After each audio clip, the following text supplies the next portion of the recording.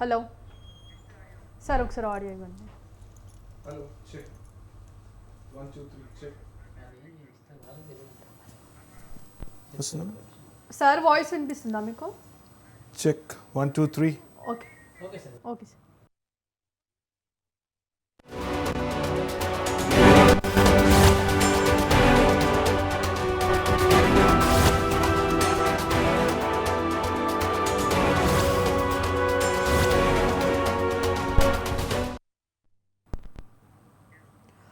Lift ప్రమాదాల కారణంగా వరుసగా మరణాలు సంభవిస్తుండడం కలకలం రేపుతోంది. ఇక ఆసిఫ్ నగర్ పరిధిలో సంతోష్ నగర్లో చిన్నారి సురేందర్ అపార్ట్మెంట్ లిఫ్ట్లో ఇరుక్కొని మృతి చెందాడు. ఈ ఘటనకు 2 రోజుల ముందే లిఫ్ట్ వచ్చిందనుకొని డోరు తీసుకొని లోపలికి వెళ్ళి ఇక బేస్మెంట్లో పడి మరణించారు. రాజన్న సిరిసిల్ల జిల్లాలోని 17వ బెటాలియన్ కమాండెంట్ తోట గంగారావు కొద్ది రోజుల క్రితమే లిఫ్ట్లో ఇరుక్కుపోయి అర్ణవ్ సైతం మృతి చెందడం అందరినీ కలిసివేసింది. ఇక ఇలా వరుస ప్రమాదాల నేపథ్యంలో అసలు లిఫ్ట్ ప్రమాదాలు ఎందుకు జరుగుతున్నాయి, కారణాలేంటి అనే దానిపై ఇవాల్టి మిడ్ డే డిబేట్లో చర్చిద్దాం. ఇక ఇందుకు సంబంధించి ఈ అంశంపై మాట్లాడడానికి మా తిరుపతిచారి ఇన్పుట్ ఎడిటర్ తిరుపతిచారి అందిస్తారు. తిరుపతిచారి, చెప్పండి, ఇక వరుసగా లిఫ్ట్ ప్రమాదాలు జరుగుతున్నప్పటికీ అసలు ఈ లిఫ్ట్ ప్రమాదాలు ఎందుకు జరుగుతున్నాయి, అసలు సాంకేతిక లోపం వల్ల ఇట్లాంటి ప్రమాదాలు జరుగుతున్నాయా, అసలు ఏం జరుగుతోంది? తాజాగా లిఫ్ట్ ప్రమాదాలు ఎక్కువగా చోటు చేసుకుంటున్నాయి. ఈ లిఫ్ట్ ప్రమాదాల వల్ల ఇటీవల కాలంగా ఎస్పీఎఫ్ కమాండెంట్ గంగారావు మృతి చెందారు. సిరిసిల్లలో ఈ ప్రమాదం చోటు చేసుకుంది. మరొక వైపు దీంతో పాటు తాజాగా మరొక చిన్నారి కూడా వచ్చింది. అంటే తరచుగా లిఫ్ట్ వల్ల అనేక మంది మృతి పడుతున్నారు. తాజాగా మైదీపట్నం ఆసిఫ్ నగర్ లో, సంతోష్ నగర్ లో కూడా ఇలాంటి ఒక ప్రమాదం జరిగింది. ఈ ప్రమాదంలో 4 ఏళ్ల చిన్నారి కూడా మృతి చెందారు. అంటే ఇలా తరచుగా ఏదో ఒక ప్రమాదం జరుగుతూనే ఉంది. ఈ ప్రమాదాల వల్ల ఒక్కొక్కరుగా చనిపోతూ ఉన్నారు. అసలు ఈ లిఫ్ట్ ప్రమాదాలు ఎందుకు జరుగుతున్నాయి, దీని కారణాలు ఏంటి అనే విషయాలపైన ఇప్పటికే ఒక కేంద్ర ప్రభుత్వం కూడా ఒక చట్టం చేయాలి అని కూడా ఒక యోచన చేసింది. అయితే పూర్తి చట్టం ఇంకా అమల్లోకి రాలేదు. అయితే లిఫ్ట్ ప్రమాదాలను నివారించేందుకు అనేక చర్యలు తీసుకోవాలని ఒకవైపు ప్రధాన అపార్ట్మెంట్ లో వాసులు కోరుతున్నప్పటికీ ఈ ప్రమాదాలు జరుగుతున్నాయి. అంటే నిన్న సంతోష్ నగర్ అపార్ట్మెంట్ లో కూడా ఇలాంటి జరగడం, మార్చి అదేవిధంగా 12వ తేదీ అర్ధరాత్రి సురేందర్ అనే బాలుడు ఆడుకుంటూ లిఫ్ట్ దగ్గర వెళ్ళాడు. ఆ టైంలో ఎవరో లిఫ్ట్ నొక్కారు. ఆ తలుపులు మూసుకోకముందే అది పైకి దూసుకెళ్ళింది. దీంతో ఆ పసివాడు చనిపోయాడు. అదే విధంగా ఇక సిరిసిల్లలో కూడా ప్రమాదం జరిగింది. ఈ సిరిసిల్లలో లిఫ్ట్ ప్రమాదంలో కూడా అక్కడ గంగారాం ఎస్పీఎఫ్ కమాండెంట్ కూడా చనిపోయారు. ఇలా ఒకవైపు లిఫ్ట్ ప్రమాదాలు తరచుగా జరుగుతుండడం, అనేక సందర్భాల్లో ఈ ప్రమాదాలకు సంబంధించి కూడా అవేర్నెస్ క్యాంపులు కూడా ఎలాంటి జరగకపోవడం లాంటి అంశాలు కూడా కొంత మనకు లిఫ్ట్ మీద అవగాహన లేకపోవడం జరుగుతుందని కావచ్చు. లిఫ్ట్ తయారీదారులు వాటికి సంబంధించిన లిఫ్ట్ లో మెయింటెనెన్స్ లో ప్రాథమిక సూత్రాలను వాళ్ళు అక్కడ నోటీస్ బోర్డు లో పెట్టాలి. లిఫ్ట్ యూజ్ చేసేటప్పుడు ఏ విధంగా యూజ్ చేయాలి, లిఫ్ట్ ని ఎలా వాడాలి అనే విషయాలపైన కూడా అపార్ట్మెంట్ వాసులకు కానీ కమర్షియల్ బిల్డింగ్ లో ఉన్న వాటిని కూడా చెప్పాల్సిన అవసరం. ఇవి ఏవి లేకుండా ఉండడం వల్ల తరచుగా ప్రమాదం. సెన్సార్స్ ఉండాలి. లిఫ్ట్ లో సెన్సార్స్ కూడా లేకపోవడం వల్ల కూడా ఈ ప్రమాదాలు జరుగుతున్నాయి. ఇలాంటి ప్రమాదాల నివారణకు ఒకవైపు ప్రభుత్వం కూడా వీటి విషయంలో హెచ్ఎండిఏ ఏదైతే టౌన్ ప్లానింగ్, అదే విధంగా ఇటు హెచ్ఎండిఏ కానీ మున్సిపల్ అధికారులు కానీ అనుమతులు ఇచ్చేటప్పుడు లిఫ్ట్ల విషయంలో కూడా అనుమతులు ఇస్తున్నారు. ఇచ్చినా కానీ ఆ లిఫ్ట్ మెయింటెనెన్స్ సంబంధించిన కానీ ఆ లిఫ్ట్ నాసి రకమా, అది లిఫ్ట్ ఎలాంటి లిఫ్ట్లు, ఆ కంపెనీ తయారు చేసే లిఫ్ట్లో ఎంత భద్రత ఉంది అనే విషయాలపైన కూడా చూడాల్సిన పరిస్థితి ఉంది. వీటిని చూడకపోవడం వల్లనే ఇలాంటి ప్రమాదాలు జరుగుతున్నాయి. ఆ లిఫ్ట్ తయారీదారులతో పాటు ఆ లిఫ్ట్ సంబంధించిన ప్రమాదాలు జరగకుండా జాగ్రత్తలు తీసుకునేందుకు అవసరమైన సమావేశాలను కూడా హెచ్ఎండిఏ కానీ ఇటు జిహెచ్ఎంసీ అధికారులు కానీ నిర్వహించి వారికి కూడా కొన్ని సూచనలు చేయాలి. ఈ ప్రమాదాల సమయంలో ఎలాంటి జాగ్రత్తలు తీసుకోవాలనే విషయాలపైన కూడా ఒక సూచనలు ఇవ్వాల్సిన అవసరం ఉన్నది. లిఫ్ట్ దారులు కూడా నోటీస్ బోర్డులో పెట్టాల్సిన అవసరం ఉంది. అలా పెడితే గానీ కొంత మేరకు మనం ప్రజల ప్రాణాలను రక్షణ కల్పించవచ్చు.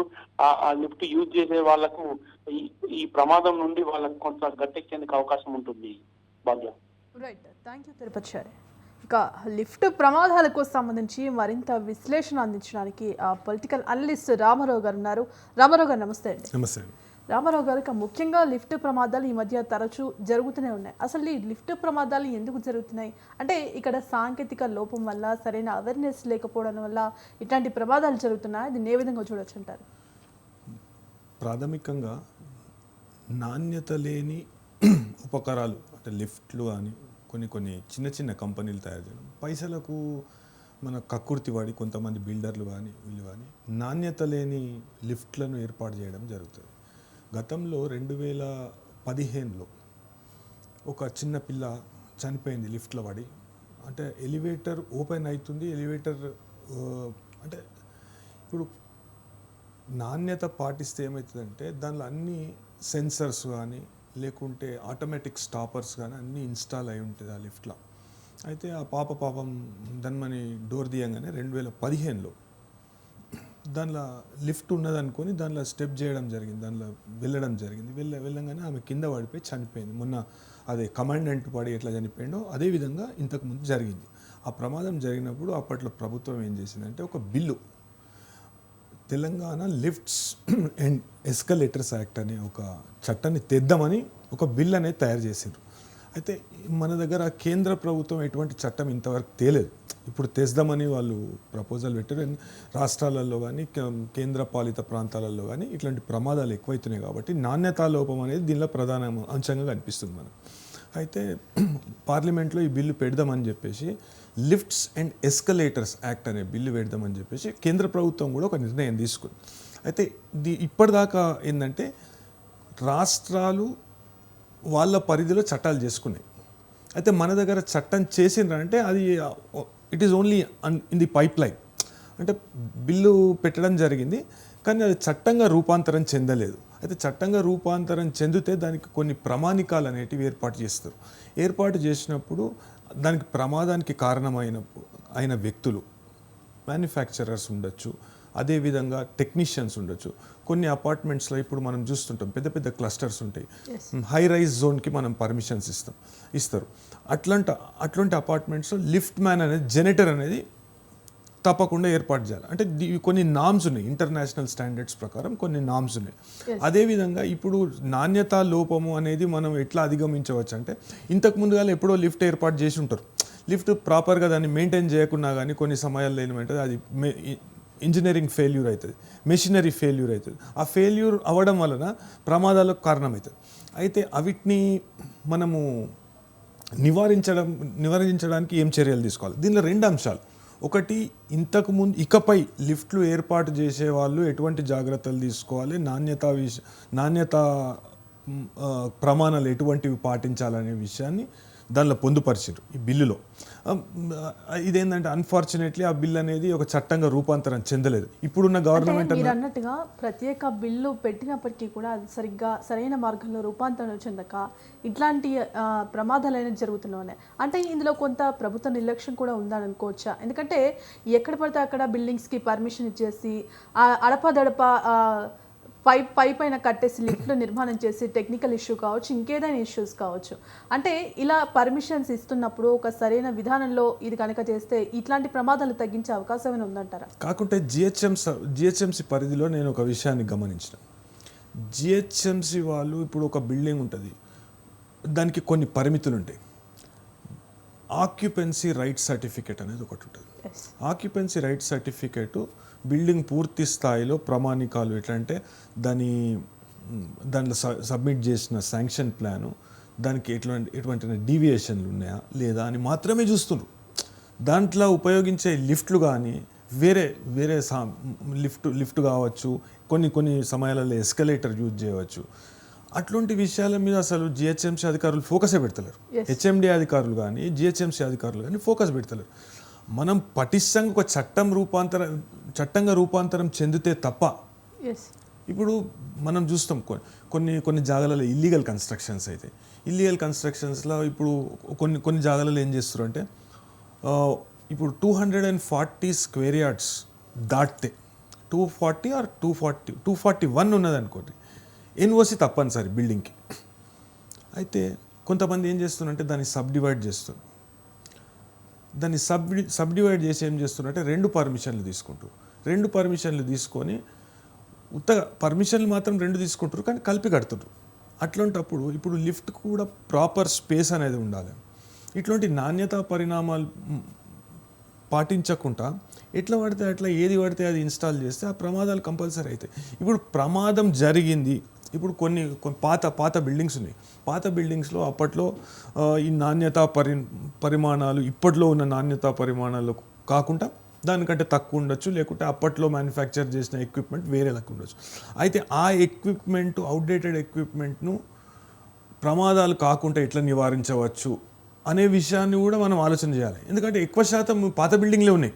కొత్త బిల్డింగ్లు అయితే ఇప్పుడు మనం ఒక కరెక్ట్ చట్టం తీసుకొచ్చి ఈ ప్రమాణాలతో ఉన్న లిఫ్ట్లను మాత్రమే మీరు ఏర్పాటు చేయాలి, ఈ ప్రమాణాలతో ఉన్న ఎస్కలేటర్లను మాత్రమే మీరు ఏర్పాటు చేయాలి, ఏర్పాటు చేయకపోతే మీకు ఫైన్ వేస్తాము, ఇది ఒక పీనల్ అఫెన్స్ లెక్క చేస్తాం అనే విషయాన్ని చట్టం ఒకటి ఎట్లనైనా రూపొందిస్తారు కాబట్టి, లేకుంటే కేంద్ర చట్టం రూపొందిస్తారు కాబట్టి రాష్ట్ర ప్రభుత్వం ఆ కేంద్ర చట్టంని ఫాలో చేస్తుంది. అయితే ఇంతకు ముందుగా పెట్టినది ఇప్పుడు మీరు చూడండి, 3 ప్రమాదాలకు కారణము పాత బిల్డింగ్లలో ఉన్న లిఫ్ట్లే, కొత్త లిఫ్ట్లు కాదు.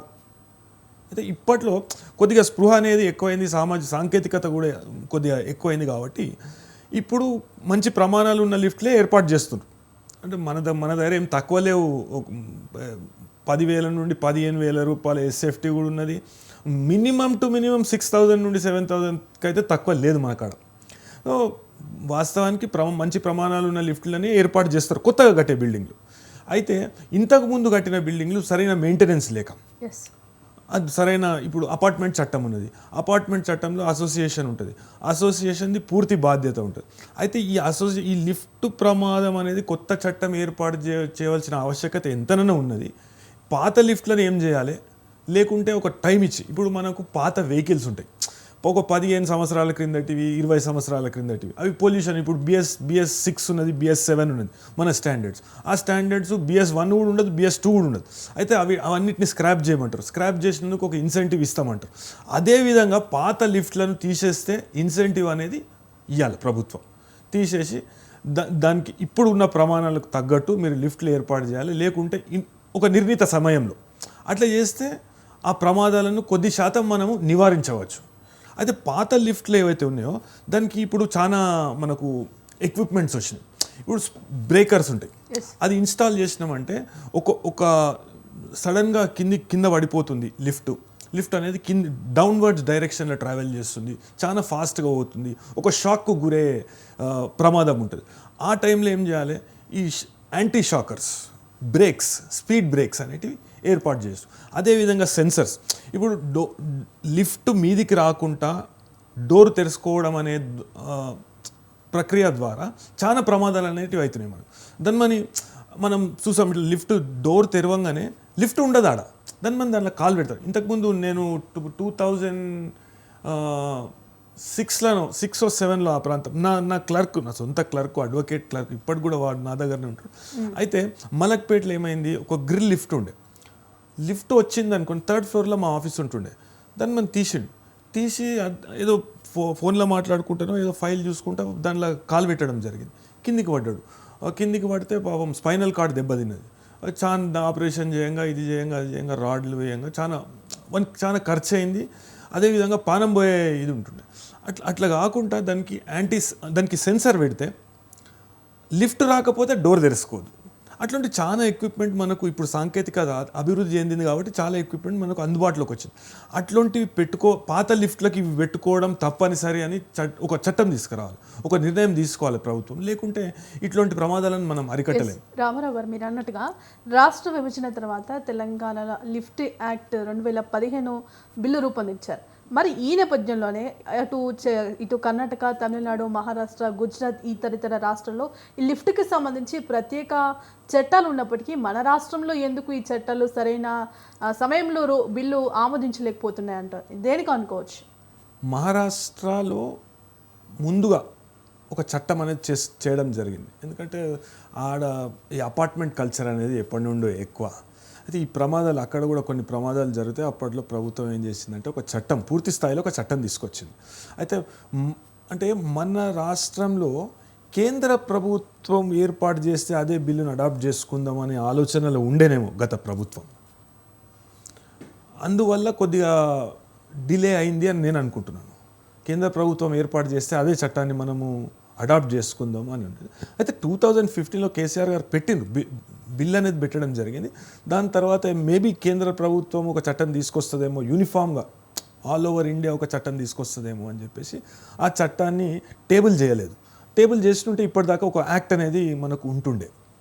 అయితే 2015లో ఉన్నది ఇప్పుడు మనకు సాంకేతికత అనేది చాలా పెరిగింది కాబట్టి ఎన్నో అంశాలు దానిలో పొందుపరచాలి, దాన్ని మళ్ళీ రివైజ్ చేయాలి. ఇప్పుడు ఆ బిల్ని కూడా మళ్ళీ రివైజ్ చేయాలి. రివైజ్ చేసి అప్పుడు ప్రవేశపెడితే బాగుంటుందని నా అభిప్రాయం. అంటే రామారావు గారు ఇప్పుడు చూసుకుంటే ఇప్పుడు రాష్ట్రం సిటీ హైదరాబాద్ అభివృద్ధి చెందింది. ఇప్పుడు ఎన్నో టెక్నాలజీస్తో ఇటు ల్యాండ్స్ కావచ్చు, ఫ్లాట్స్ కావచ్చు, కొత్త కొత్త ఫ్యూచర్స్తో నిర్మాణాలు చేపడుతున్నారు. అంటే ఇందులో చూసుకుంటే అపార్ట్మెంట్ల సంస్కృతి కూడా పెరుగుతోంది మనం చూసుకోవచ్చు. ఇప్పుడు కొత్త కొత్త సాంకేతిక విధానాలతో లిఫ్ట్ని ఏర్పాటు చేస్తున్నప్పటికీ సరైన టెక్నీషియన్స్ టెక్నికల్గా ఎటువంటి జాగ్రత్తలు తీసుకోకుండా నిర్మాణాలు చేపడుతున్నారు అనుకోవచ్చా? ఇప్పుడు వాస్తవానికి కొన్ని కంపెనీస్, ఇప్పుడు మీరు చూడండి కోన్ అనే ఎలివేటర్ ఉంటుంది, జాన్సన్, వాళ్ళు అంతర్జాతీయ ప్రమాణాలతో నిర్మిస్తారు లిఫ్ట్స్ అనేవి. అయితే ఇప్పుడు మనం చూస్తాం గల్లీకో లిఫ్ట్ టెక్నీషియన్ ఉంటాడు ఇక్కడ. అయితే రీయూజ్ అనేది మన కాడ ఎక్కువ. రీయూజ్, ఇంకొకటి సరైన క్వాలిఫికేషన్ లేకుండా కూడా, ఇప్పుడు బేసిక్ క్వాలిఫికేషన్ లేకుండా కూడా వాడు ఏదో నేర్చుకొని వాంతో నేర్చుకొని ఒక లిఫ్ట్ టెక్నీషియన్ అంటాడు. వాళ్ళతో మనం ఎట్లాంటి ప్రామాణికాలు ఎక్స్పెక్ట్ చేస్తాం? చట్టం తీసుకొచ్చి పటిష్టంగా చట్టాన్ని అమలుపరచాలి. అయితే పాత లిఫ్ట్లకు ఏం చేయాలి? అయితే కొన్ని అపార్ట్మెంట్స్ ఉన్నాయి, ఇప్పుడు మనం సిటీలో చూస్తాం. ఇప్పుడు మనం బంజారాహిల్స్లోనే తీసుకుంటే ఒక 25-30 సంవత్సరాల క్రిందట కట్టిన అపార్ట్మెంట్స్ ఇప్పటికున్నాయి. అయితే అప్పట్లో ఉన్న నాణ్యత పరిమాణాల ప్రకారం అవి కట్టిండ్రు. అయితే ఏదన్నా ఇప్పుడు ఒక మెకానికల్ ఎర్రర్ అవుతుంది, మిషనరీ అది ఖరాబ్ అవుతుంది. అయితే దాన్ని అప్గ్రేడ్ చేయడము, లేకుంటే దాని స్థానంలో కొత్తది పెట్టడము అనేది మనం చేయాలి. అయితే ఆ రూల్స్ అనేటివి పటిష్టంగా అమలు పరిస్తే ఈ ప్రమాదాలను నివారించవచ్చు. ముందుగా చట్టం చేయాలి పూర్తి స్థాయిలో. దీన్ని ఒకసారి రివైజ్ చేసి, పాత బిల్ ఏదైతుందో దాన్ని రివైజ్ చేసి రివిజన్ చేసినాక ఇప్పట్లో అందుబాటులో ఉన్న సాంకేతికతను దానిలో పొందుపరిచి ఏ ప్రమాణాల ప్రకారం ఉండాలి, ఇంటర్నేషనల్ స్టాండర్డ్స్ ప్రకారమో, ఇండియన్ స్టాండర్డ్స్ ప్రకారమో, మన నేషనల్ స్టాండర్డ్స్ ప్రకారమో ఏవైతే ఎక్విప్మెంట్ దాంట్లో వాడాలనో అదే ఎక్విప్మెంట్ మీరు వాడాలి, ఇది ఈ స్థాయికి తగ్గొద్దు అనే ఒక నిర్ణయం తీసుకొని అది పటిష్టంగా అమలు పరిస్తే అప్పుడు పూర్తి శాతం మనం ప్రమాదాలను అరికట్టవచ్చు. అయితే రామారావు గారు ఇక్కడ ముఖ్యంగా చూసుకుంటే కనుక తెలంగాణ ఎలివేటర్స్ అండ్ ఎస్కలేటర్స్ వారి అసోసియేషన్ లెక్కల ప్రకారం ప్రతి ఏటా రాష్ట్రంలో సుమారు 10,000 వరకు ఎలివేటర్లను విక్రయిస్తున్నారు. మరి ఇక్కడ ప్రతి ఏటా ఇంత పెద్ద మొత్తంలో విక్రయిస్తున్నప్పుడు అటు విక్రయించే వారు కూడా, వ్యాపారులు కూడా ఇంత డబ్బు ఆశతో ఎట్లా పడితే అట్లా విక్రయిస్తున్న పరిస్థితులు కనిపిస్తున్నాయి అనుకోవచ్చా? వీటి వల్లే ప్రమాదాలు కూడా జరుగుతున్నాయని మనం అనుకోవచ్చు. ఇప్పుడు నాణ్యతా ప్రమాణాలు, ఇప్పుడు బిల్డర్స్ వైపు నుండి మనం ఆలోచిద్దాం. ఇప్పుడున్న కాంపిటీషన్లో బిల్డర్స్ ఏమనుకుంటారంటే ఒక ₹2 తక్కువకి ఇద్దాము అని అనుకుంటారు. నాణ్యతా పరిమాణాలు తగ్గుతాయి, దాని సేఫ్టీ స్టాండర్డ్స్ అనేవి తగ్గిపోతాయి. ఇప్పుడు మనకు సేఫ్టీ స్టాండర్డ్స్ అంటే కొద్దిగా ఖరీదు ఉంటుంది లిఫ్ట్, ఆ ఎక్విప్మెంట్ కొద్దిగా ఖరీదు ఉంటుంది. దానిలో కాంప్రమైజ్ కాకుండా ఎటువంటి చట్టం చేయాలనేది ప్రభుత్వం పూర్తి స్థాయిలో నిర్ణయం. ఎందుకంటే ఇది 3వ సంఘటన, 1 కాదు 2 కాదు, సాక్షాత్ ఒక పోలీస్ అధికారే ప్రాణాలు కోల్పోయాడు. ఇది ఎంతకన్నా ఆలోచించాలి ప్రభుత్వం.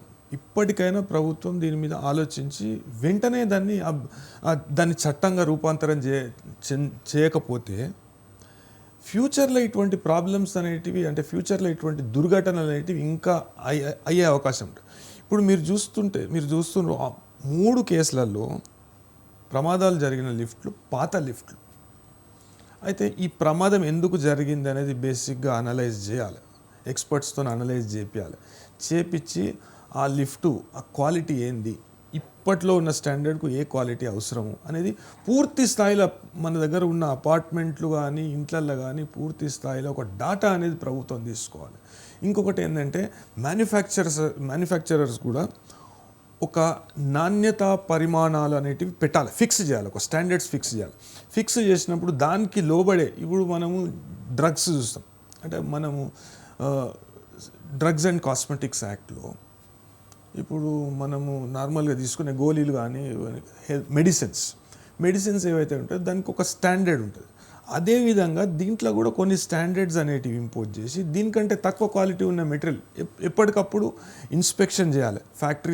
ప్రిమిసెస్లో ఫ్యాక్టరీస్లో ఇన్స్పెక్షన్ చేయాలి. దీనికంటే తక్కువ స్టాండర్డ్స్ వాడుతుండ్రా, లేకుంటే కరెక్ట్ మన స్టాండర్డ్స్ ప్రకారమే వాడుతుండ్రా, లేకుంటే అంతర్జాతీయ ప్రమాణాల ప్రకారం ఇవి వాడుతుండ్రా అనేటివి మనం చూడాలి. లేకుంటే ఎవరు పడితే వాళ్ళు క్వాలిఫికేషన్ లేని వాళ్ళు కూడా ఈ ఇండస్ట్రీలకు వచ్చి ఎట్లా పడితే అట్లా తయారు చేసి ప్రజలు మృత్యువాత పడుతున్నారు. ఆ విషయాన్ని గమనించాలి. అదేవిధంగా ప్రతి ఒక్క పాత అపార్ట్మెంట్స్ ఏవైతున్నాయో వాటిని ఎంచుకొని అంటే 15 సంవత్సరాల నుండి ఒక ఫిక్స్ టైం లైన్ ఫిక్స్ చేసుకొని 10 years లేకుంటే 15 years క్రిందట కట్టిన అపార్ట్మెంట్స్ అన్ని కట్టడాలు పోయి ఆ అసోసియేషన్ వాళ్ళను ఎడ్యుకేట్ చేస్తే వాళ్ళ స్వంత ఖర్చులతో వాళ్ళు ఏర్పాటు చేసుకుంటారు.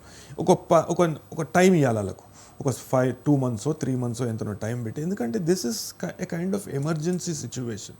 ఇప్పుడు ఏడబడితే ఆడ ఇటు పూర్తి స్థాయిలో ఇన్ని అపార్ట్మెంట్లలో ఇన్ని లిఫ్ట్లు ఉన్నాయి, ఇవి ఉన్నాయి, అవి ఉన్నాయి అనేది మనం గుర్తించడం కొద్దిగా టైం పడుతుంది. దాని బదులు ఒక వాలంటరీ డిస్క్లోజర్ స్కీమ్ పెట్టాలి.